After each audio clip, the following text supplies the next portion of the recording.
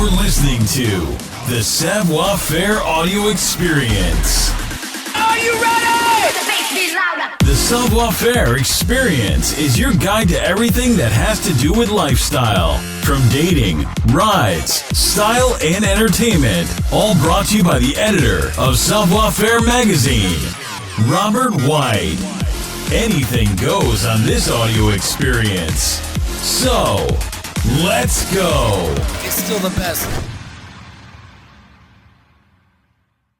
Hello, guys. This is Robert with the Savoir Faire audio experience. Thank you again for, being a subscriber to the podcast and listening to us. And we're going to keep bringing you really interesting people to communicate, talk with, that we interview and put on the platform for you guys. So today is episode 25. We're knocking these things out extremely fast, and we're excited about that. And our guest today is Manning Sumner, who is the founder and CEO of Legacy Gyms and the No Days Off philosophy, which has turned into a clothing brand, a water company, and a ton of stuff. So, Manning, what's up, man? How are you doing? I'm doing great, man. Appreciate the intro, and thanks for having me. Hey, I really appreciate it, man. It's good to find some time to connect with fellow entrepreneurs and people like yourself that are kind of changing people's lives. So I did a little research, so we're going to get the timeline kind of thing out of the way right away, and we're just going to kind of sum it up. So, Manning, if you don't mind, if anything's incorrect, let me know. But you were a stunt double in movies. You played football in high school and college. You played for Auburn University. It looked like you had actually overcome some injuries, maybe some back stuff that happened to you in high school and college. So I want to dive into your backstory, but let's just talk a little bit about that overcoming thing. Because when I was reading through like some of your bio stuff and found out that you had these back injuries at a young age, and now what you do now is completely opposite of back injuries. So I was like, I need to know this transition and how this really played into your life.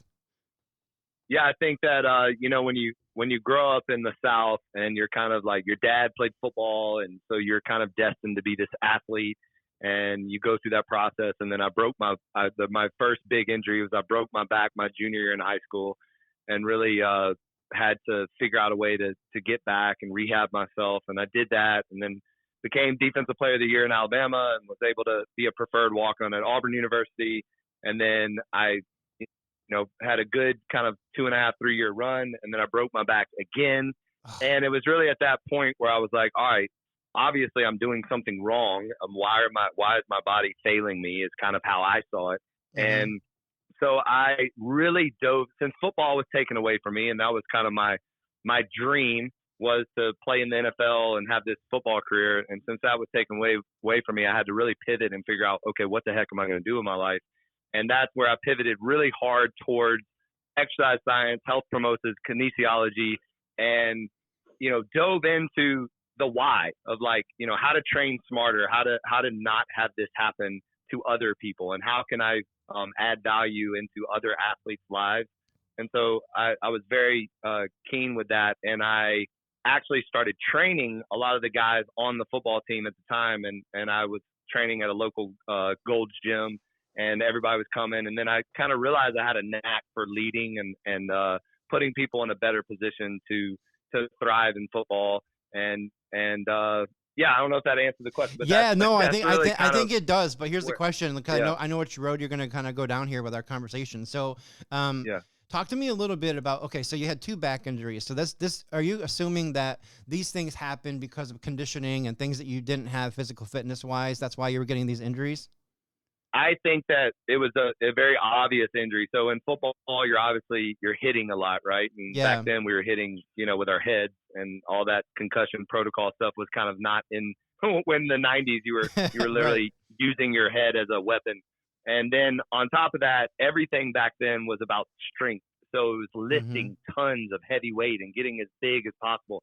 And there wasn't really a focus on mobility or speed and then core and things like that. Then now, if you talk to a strength coach now, those are probably the first things they say, rather than the last. And so it was really just learning how to train smarter and not necessarily getting, being as strong as possible and being as big as possible, but it was more about becoming a better athlete. So when I got into strength training, and training other athletes, including my own teammates, and then eventually getting into training professional athletes, that was just a very high priority for me, is allowing them to have a long career, to keeping them healthy. That was like my main thing, is to get them in the best shape of their life, but also make sure that they stay injury free. Yeah. So was there a difference between, we're talking about the 90s when you were playing football, right? So like, is there, well, you kind of mentioned it. There's a difference between just being as big as possible, muscle mass, being large guy, whatever, that kind of philosophy then, to now being able to just be physically fit, like just be able to do a whole lot more. Like there's a completely different change in the way that people look at conditioning their body now. I think so. I mean, and because with anything, I think we learn more. There's more science out. There's more education out. I mean, with anything, I think every generation should leave the next generation better than they found it, right? So, I mean, like, Right. my dad, he could only do what he knew, and then the next generation comes along, and then so on. So I think we're learning more. We're learning how to apply things more. And right now you're still seeing crazy, strong athletes, but you're also seeing a lot more speed and mobility and core strength, because there's more of an effort to attain those things. Whereas when I was, again, not to repeat myself, but when I was there, it was, I played linebacker, and so it was like, how big could I be and how strong could I be? And there wasn't really a huge focus on anything else. And that's where I've seen definitely a trend towards more of a complete athlete rather than just, one component. Which makes sense to me too, because as a linebacker, you got to move bodies, right? Like that's your job. Oh, yeah. You got to move people. You got to protect people. Like that's a thing. So, and understandable with that position for sure. So I want to talk a little bit more about this transition from obviously your fitness journey and what you did for yourself, but then also kind of step into what legacy gyms are and why you created this process, and what kind of makes these gyms more unique than any other gym. Like you guys have a really strong sense of community that you kind of created in this place, which is very unique. Definitely. So early on, I kind of used that strength and conditioning background to start a private personal training studio, is basically what Legacy started at. But it was, again, it was right after the recession in 2007. We opened in 2008. It was on a dead-end street in Wynwood, when Wynwood was not Wynwood that it is today. And it was very hard to get, people to pay $200 a session. I could do it because I've been doing it for years. So I was training 14, 16-hour days. But to find 5 other trainers to do that was really just a very hard task. So I developed this, at the time it was called Boot Camp. And it was right around the time, other like CrossFits and Orange Theories and things like that were popping up. Barry's Boot Camp was becoming very popular. And before I knew it, I had like 100 people showing up to the class. And then I didn't really still have a philosophy. It was more just like, making sure everybody was working out hard, but there wasn't really a system or organization to it. So then one day I was also, again, still personal training. I had Marion Barber, who's the Dallas Cowboys running back, and then I had an overweight woman actually show up at the same time. I actually accidentally double booked, and through that process, I put them through the same workout. And so you have this elite NFL running back working out with this 300-pound woman, and they're going through the exact same workout, obviously different weights, but the same modalities, the same movements, and the same exercises. And then after the workout, they're high-fiving, they're laughing, they both got an amazing workout. So in that moment, a light bulb went off for me, and I was like, wait a minute, this is my system. It's you go, your partner goes. It's a partner-based workout. And so I would take these hundreds of people that were showing up to my class, and I started pairing people up. And then it was really cool just to see that people started to become a coach to their partner. They started to motivate people, count their reps, spot each other, encourage each other, hold each other accountable, a little friendly competition. So it didn't kind of happen overnight, obviously. It took about 6 years to perfect it, but that's what became PIT, partner interval training. And so that was kind of our philosophy and how we were doing big groups. And then, it's a long, sorry, it's like a 20-year story. No, you're good. Then, the pandemic happened. So through that, I learned a lot about what I felt like where the fitness industry, or really the world, was going. And what I thought and what I saw was community, and then also amenities and wellness. So to me, the fitness world has changed to wanting more than just a sweat, more than just a workout. Like, what else are you giving me? Are you giving me an opportunity to meet new people? Are you giving me a space where I can do cold plunging and sauna and IVs and physical therapy? And can I hang out and have a smoothie? Like what else are you providing me? And so I really saw that trend and everything going in that direction. So that's when I pivoted and really started to develop these all-inclusive, more wellness centers or fitness clubs, kind of like the Lifetime, but in our own way. And then another thing that I noticed was the Equinox, the 24-hour fitness, the Planet Fitness, the Anatomies, whatever you have, every single one you walk into is pretty much the same. The Crunches, the Gold's Gym, you walk in, there's a cardio section with a bunch of TVs, there's offices on the right, there's a free weight section, there's a machine section, and then there's this aerobics room kind of tucked away in the corner where they do all the classes. And to me, that's where all the energy is. Like, sometimes you'll look in there and it's packed and you got all these girls like dancing or what have you. And so I was like, well, what if I brought more of a college football weight room approach where that group exercise is visible and in the middle of the facility and not closed off? And so our approach is that we want to provide an environment of not only results, but also community. So what that does is, as soon as you walk into a Legacy, you feel the energy. You feel it. It's out in the open. You don't have a cardio section. You don't have a bunch of TVs. You have an environment that was built for community engagement, camaraderie, these type of things. And it's really paid off. And you can see it, from relationships to people hanging out outside the gym to legacy babies and marriages and things like that. So it's really Awesome. been very cool, to see over the 16 years of just this movement of people that are buying into what we're selling, Yeah, no, I love that too. The amenities of the gym obviously are a selling point for sure. But like, when someone goes to a gym and they get to see and feel the vibe of the people that are working out there, I think that's a huge, huge selling piece. So that's super cool that you put the classes kind of, front and center. So when you walk in, you're just kind of exposed to this high energy platform. I see that a lot of the gym that I'm at too. Like, they have Zumba classes and they do all these random classes there. But like, now, when you started talking like that, I'm like, that's so true. If this stuff was like right near the front desk, the membership would probably skyrocket. Like, instead of being hidden away in a room in the back. Energy. Yeah, for sure. Yeah. Yeah, absolutely makes sense. Well, man, I got to give you some credit here, because as I was doing some research about you, Manning, I've always been the guy that kind of like try to do some branding, right? I love branding and marketing and that whole aspect of stuff.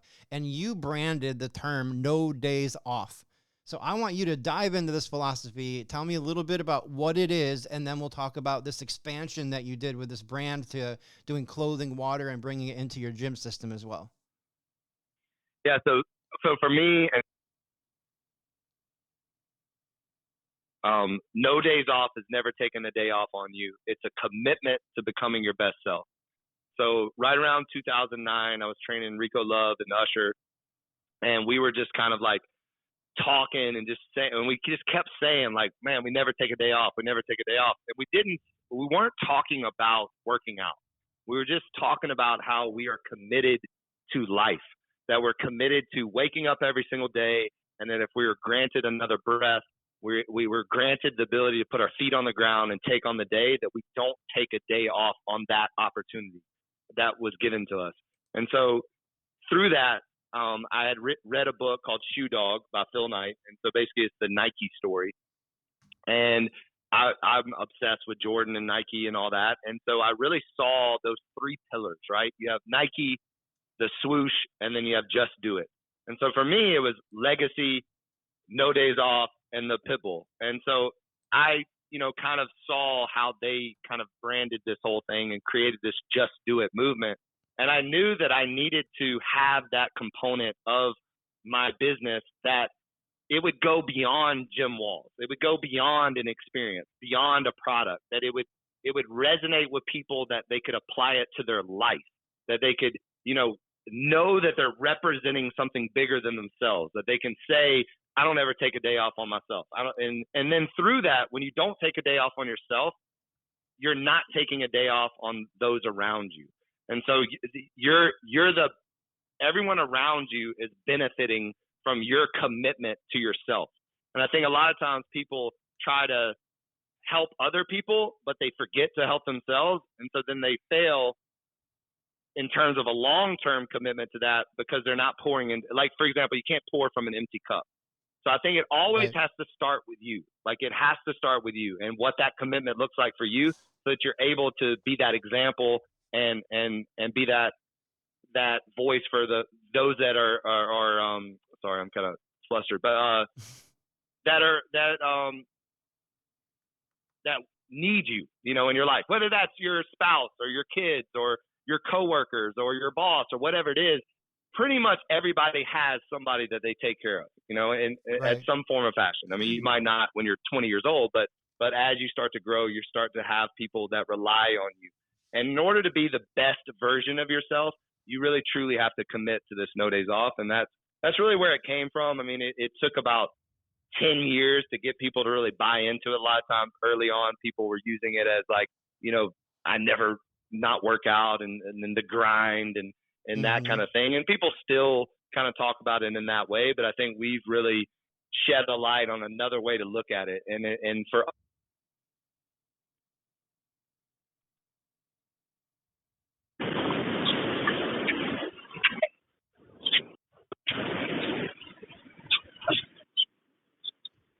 Oh, are you still there? I think you went through a dead zone or something. did I lose you? You for a second. It's okay. You're back.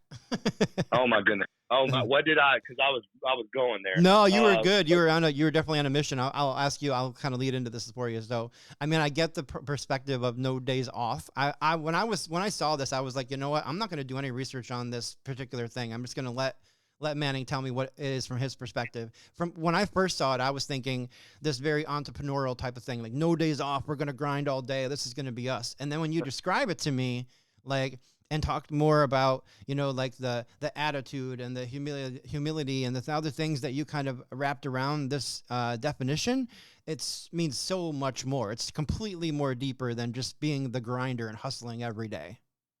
100%. Yeah. And that's what I just feel like is literally my mission, is to just give this philosophy to other people so they can apply it to their lives. And again, just like help everyone around them, because I'm telling you, like, when you commit to you and you become the best version that you can be for yourself, all of a sudden everybody around you, it becomes better as well. You know, you're Absolutely. leading from a better place. Yeah, totally agree with you on that one. When you're the light in the room, then everybody else gets a little bit brighter, right? Like that's kind of the philosophy of that. Just be that shining light for sure. But now you've took in no days off from this concept that you put into the gyms, obviously, which makes a lot of sense for people to learn it there. But you also put it into clothing. You got this water company now. So like, I mean, I'm checking out your hoodies, man. These are legit. Like I've been looking. I have a hoodie company I just launched this year, so I'm always looking at the competition. I'm like, what are they doing that's different than what I got going on? But no, your stuff is cool, man. It's got cool messaging built right into it. So talk to me like briefly about the No Days Off clothing brand and what that really kind of means to you and why you decided to go into that realm. Yeah, I think for anything, I knew early on that I wanted something more than just a brick and mortar kind of a gym business, that I wanted people to be able to kind of walk out and still represent. And so what better way to do that than to kind of create a bunch of walking billboards with the apparel. So it was really more of a marketing play at first, is just create really cool stuff that people will be wearing. And we're definitely seeing that in Miami, is like, you know, you'll see people on the No Days Off stuff all the time. You'll see the Pitbull and it's very recognizable. So it was really just that's really where it came from, is just trying to get create more brand awareness. Yep. And then I love fashion. I'm a bit of a shoe head. I love design. I love fashion. So I just like creating. And so it's fun for me. And I just enjoy the process. And like you said, it's really cool to see the messaging of what you're trying to go viral or whatever you want to call it, or become a massive worldwide movement. Right. People like people actually wearing it. And I think is fun to see. Yeah, that's cool. And I think that's kind of a unique piece to, like, when you see your brand on somebody, when, like, it's probably what musical artists hear, like first time they hear their song on the radio or something. Like there's just that little kind of like, I don't know. I don't want to call it a killjoy. That's definitely the wrong term. But like that little piece of you that just kind of smiles a little bit, which plays into your philosophy of no days off so much, which is kind of Right. cool. So, and then you got into the beverage industry because now you have premium water, right? Yes. Yeah. So that's another step and another layer of just kind of rebranding the no days off philosophy and letting people, keep the branding in front of people.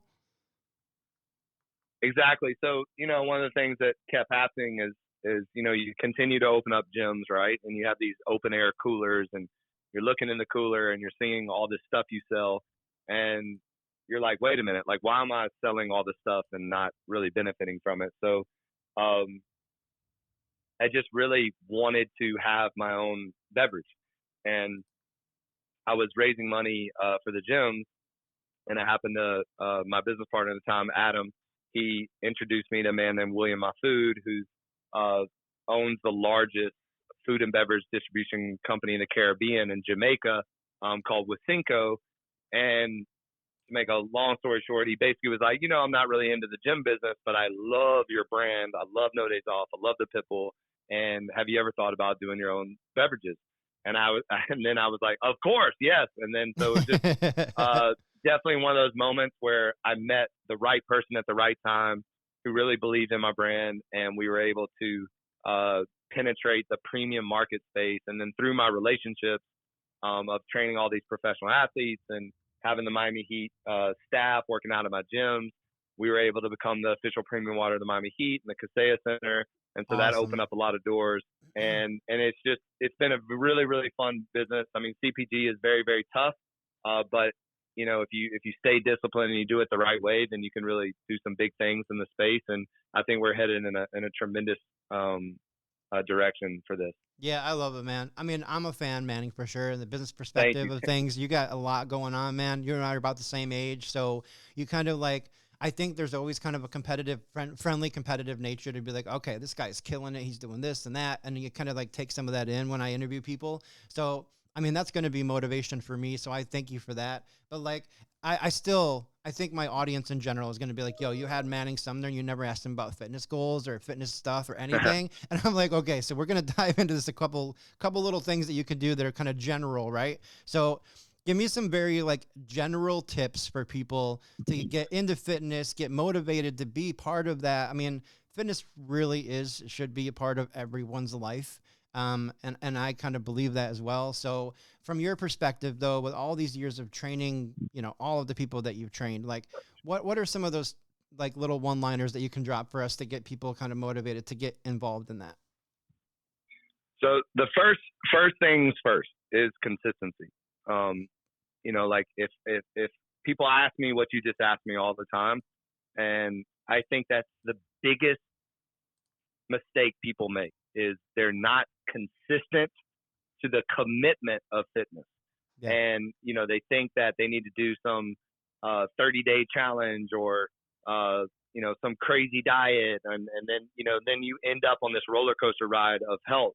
And to me, it's about committing every single day to something that involves fitness. So it could be walking every day. It could be lifting weights every day. It could be swimming. It could be yoga. It could, something that is fitness related and you're committed. It could be even rest, that could be part of it. But having a committed routine that you stay consistent with is the key. And I think you have to find, so to me, it's I would say routine plus the commitment of that equals the results and the success of it. So if you can find your routine, whatever that looks like, and again, it doesn't have to be every day. It could be 3 days a week. It could be 4 days a week. It could be whatever it is, but you never miss that routine. Like that is a part of your life. It's like taking a shower. It's like brushing your teeth. It's like eating. It is something that you have committed to. And to me, it's like we commit to all these other things, right? It's like you don't second guess if you're going to brush your teeth or not, right? You don't like say, well, I don't think I'm going to shower today. You don't talk like that about your body. And we're given one body, one chance, one life, right? So to me, you've got to come up with what that routine looks like and then stick to it.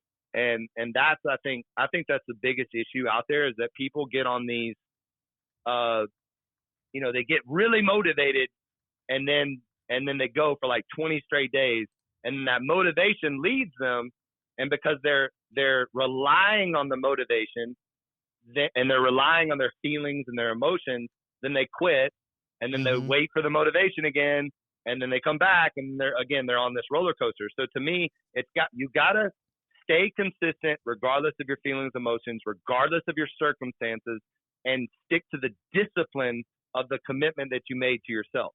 And Exactly. so it has to be that over anything. And then when it comes to like what you're doing, I mean, listen, there's some certain components that you can't walk away from. Strength training, resistance training should be absolutely number one in people's lives. Like Right. that is a staple. It's the way you increase your rest and metabolic rate. It's the best way to transform your body. It's the best way to avoid injury. It's the best way to avoid later problems. And it's very anti-aging. There's just so many benefits for resistance training. So if you're not doing resistance training at least 2 days a week, then you need to implement that. Then obviously there's mobility and stretching, and then there's obvious cardio. So it's really just kind of having that balance and setting up a routine for success. And I'm sure it that makes was a lot. sense. Nah, it's But good. that's really what I love it. That's my whole goal, is just to give you a question and let you go off, because I want Okay, good. all the content, man.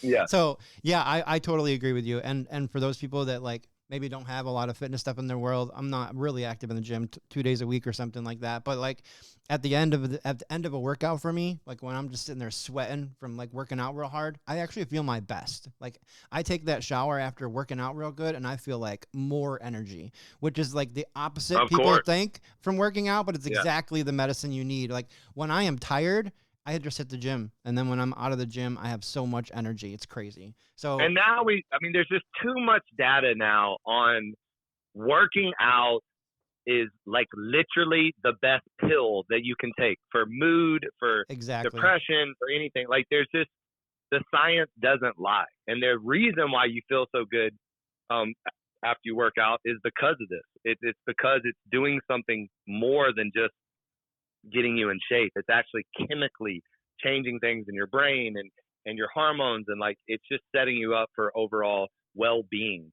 And Exactly. I think that's the biggest thing, is that, and again, it can be anything. I think that's why people shy away from, like, oh, I don't like the gym, or I don't like this, I don't like. Well, find what you like. It could be biking, swimming, hiking, yoga. Like there's something out there for everyone that you can commit to, and just know that it's imperative that you have some kind of physical thing in your life, because it's only going to make you stronger and better, and also to be able to handle the stresses of life and the world, because when you put your body under stress, then when regular stress happens, it's just easy to overcome. So like if somebody cuts you off in the road, you won't have that crazy road rage. You've already let out that stress in the gym. Completely understand. All right, well, I'm going to do a lot of drops really quick for you, brother. So Okay. if you guys want to follow Manning, you can follow him on Instagram. It's under Manning Sumner, Sumner. You can go check out legacyfit.com to learn more about the gyms. You can do shopnodays.off.com for the clothing, and then drinkndo.com for the water.